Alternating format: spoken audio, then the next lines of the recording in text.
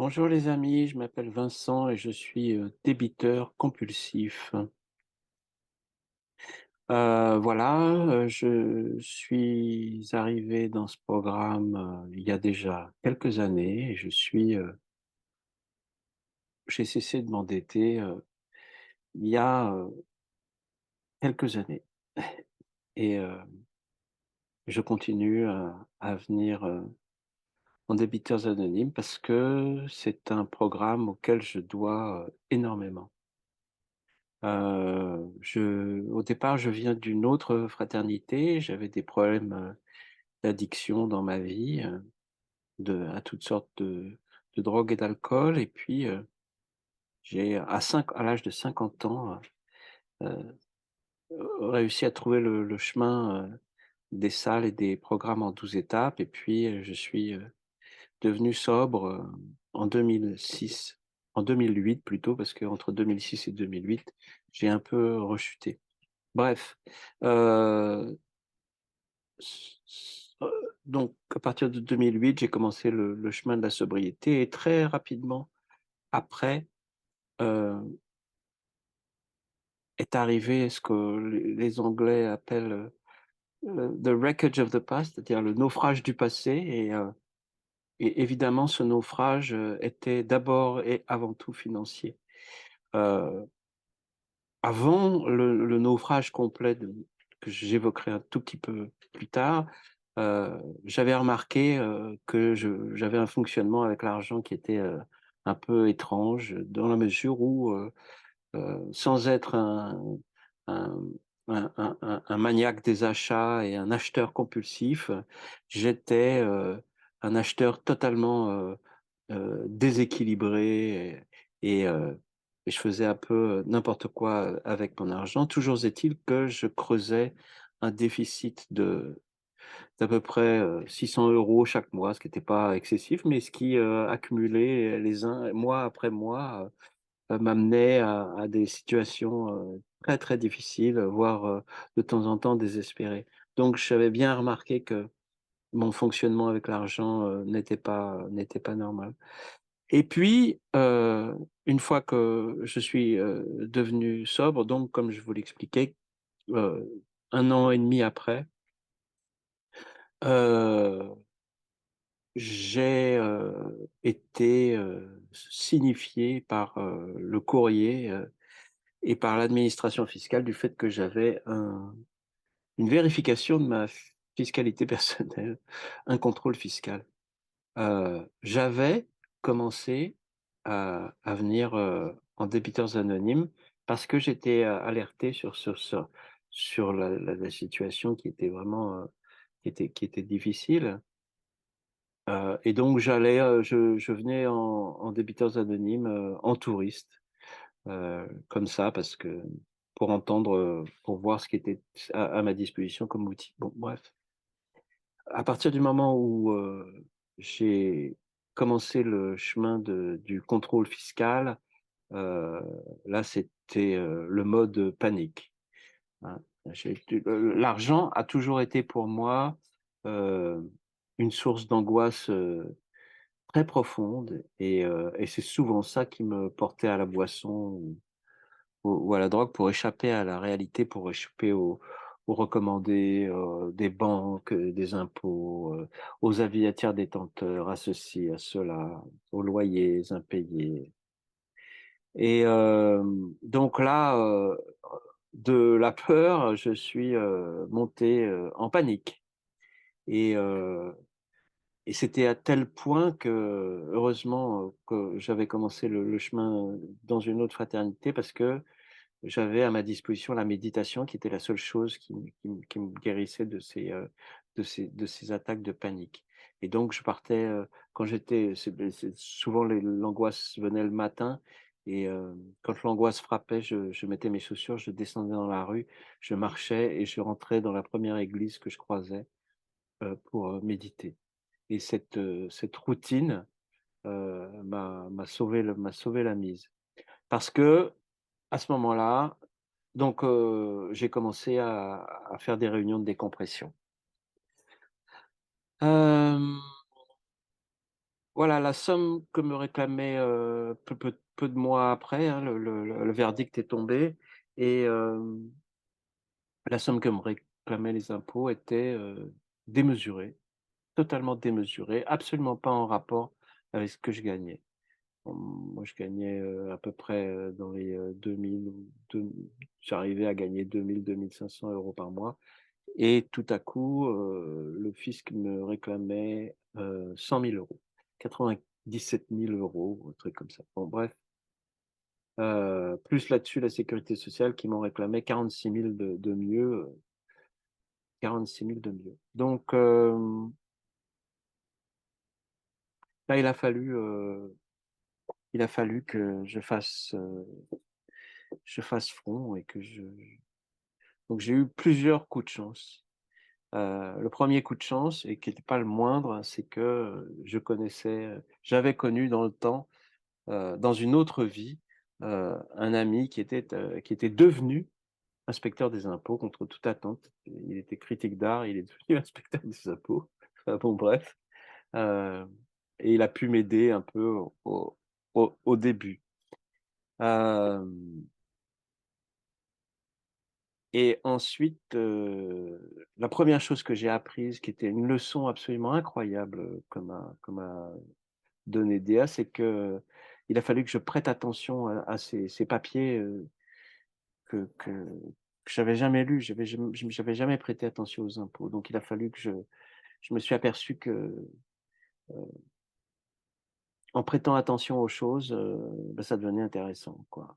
C'est-à-dire que j'ai commencé par lire doucement, paragraphe après paragraphe, à comprendre une première chose, puis une deuxième, puis une troisième, et puis à m'intéresser à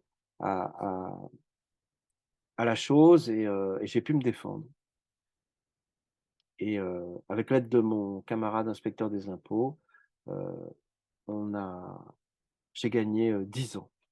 10 années, pendant tout mon rétablissement, j'avais ce contrôle fiscal qui allait de contestation en en lettres recommandées, en avis, tiers détenteur, en ceci, en cela, mais bon, j'ai gagné du temps et ça m'a permis de me rétablir et ça m'a donné une deuxième extraordinaire leçon qui est que, quand on arrive en DA, on est paniqué parce que, on a des dettes et et et on a l'impression qu'on s'en sortira jamais. Or, ce que j'ai appris, c'est que, ben, en vivant 24 heures à la fois et en apprenant à communiquer avec les créanciers, et en surveillant ses finances comme le lait sur le feu et de façon extrêmement sérieuse et rigoureuse, en faisant mes comptes de façon sérieuse et rigoureuse, et ben, la vie évoluait, les situations évoluaient et la réponse à la question que je me posais en attendant n'est pas du tout, celle que j'attendais et de toute façon, tous les paramètres ont changé et voilà et toutes les craintes que j'avais, n'ont plus lieu d'être. Il y a d'autres choses qui interviennent, la situation évolue, voilà et donc c'est voilà, je suis un peu passé rapidement sur la communication avec les créanciers. Or, c'est une troisième énorme leçon que j'ai reçue de la part de DA, c'est que,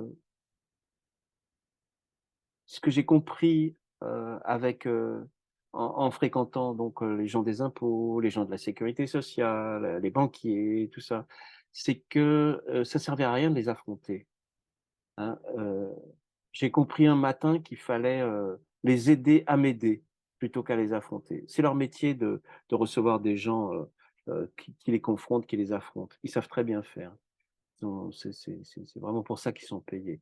Donc ça leur fait absolument pas peur et on n'obtient absolument pas de résultat en faisant ça. Tandis qu'en restant silencieux, poli, de bonne volonté, ouvert d'esprit et honnête, heu on arrive à des miracles. On arrive à obtenir une complicité, une bienveillance et une aide, et les créanciers ne sont pas des ennemis, mais des voilà, des gens, heu, avec qui je me marre parce que je pense à un copain qui partageait qu'il avait traité un ami de DA, il partageait qu'il devait de l'argent à une banque qui les avait traités de voleurs. Voilà, c'est ça, c'est le DA traite, son créancier de voleur. Hem, voilà, donc plutôt que de les confronter, de les insulter et tout ça, heu, faire preuve de bonne volonté, d'honnêteté et d'ouverture d'esprit et les choses sont plus positives. Voilà, que vous dire d'autre? Aujourd'hui, tout va très bien. Tout va très bien. J'ai un appartement que j'adore, je gagne, très convenablement ma vie, je ne crée plus de dettes, je continue à faire mes comptes de façon régulière. Je suis sorti d'affaires et ce programme des débiteurs anonymes m'a fait grandir parce qu'en fait, je vais terminer là-dessus.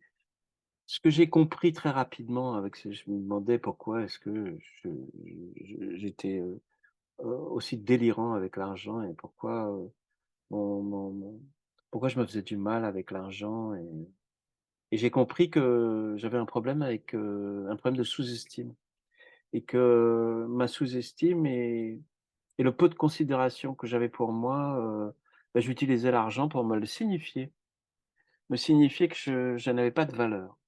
Et puis, en faisant mes comptes, en ayant un rapport, constant avec, les chiffres, heu, en ayant eu soin de désinvestir les chiffres, de tout, attribut, de tout le mélanger, avec l'affectif, avec ceci, avec cela, les chiffres ne sont que des plus et des moins. Avec cette fréquentation assidue des chiffres, j'ai commencé à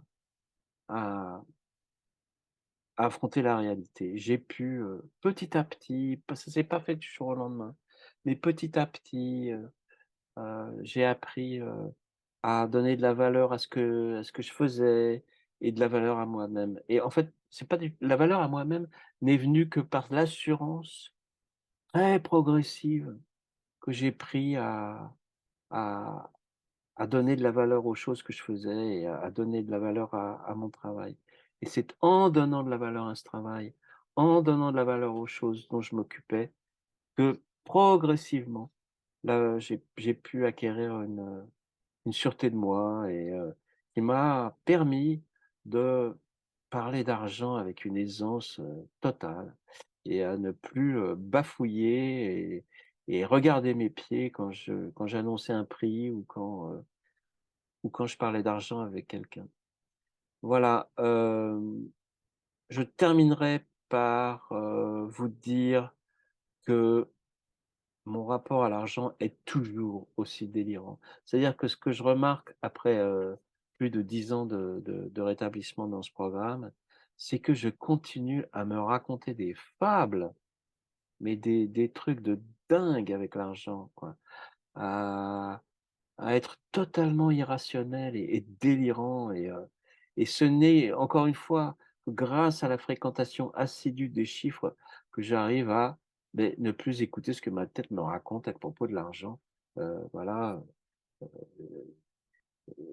je fais mes comptes tous les dimanches et je surveille mon compte en banque en permanence et ça me permet, de rester à flot et de et même de prospérer parce que j'arrive à mettre de l'argent de côté, j'arrive à partir en voyage, j'arrive à faire tout ce que je veux et donc j'en suis infiniment, infiniment reconnaissant au programme des débiteurs anonymes.